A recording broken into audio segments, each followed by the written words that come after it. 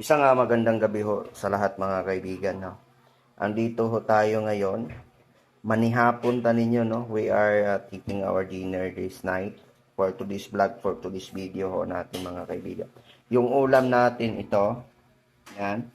At may sausawan din tayo, pero pinaghalo na natin yung cucumber at saka yung okra. Yung rice natin is mais, no? Corn. Bugas na ani siya, no? Yung ginawang bigas. At may anagon ho tayo, yung sweet corn. Maraming salamat po mula kay Roldan Sirudo at Ibanagbanag. Maraming salamat sa iyo, Dan. At ito naman yung galing sa farm na saging na kardaba. Yan. Makita ninyo, ito yung ulam natin ngayon. Yan. At saka yung mais na itong kanin. May sausawan tayo dito. Yung sausawan natin may secret ingredients po yan.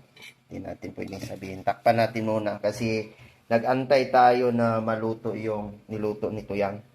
Na adobong manok.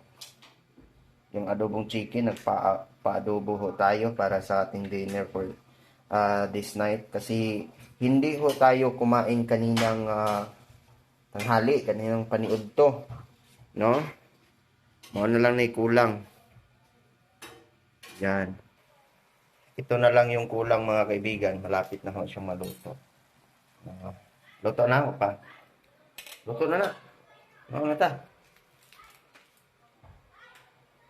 Malapit na siyang maluto, di ba? Kumukulong. Yung adobo natin ay ano po yun? Original, meaning ano lang yan? Normal na adobo. Nanay, sudlanan, nara. Kiri sudli. Or kana. Sige, kambyo na lang. Yun, hinain na. Sarap na yan. Kain na tayo. Ayan. Pagdali. Para magkuhan. Mas tiyayang. Pagdali ba? Karap po. Ipog kayo. Uuwi ka ba? Dali ah. Yan po ang ulam natin ngayon. Lagay. Yan. Sarap niya. Be! Na. Ito na yung chicken. Normal adobo. So mga sa may mga kaibigan, no. Lami na jud gay ni, so mao lang ni yung maabot na to diri sa probinsya, no. Wala niya mo ang makaya sa ganitong pamamaraan, sa ganitong kinakain namin ay masaya na ho. Yan, kain na. Yan, nagluto. Ulo.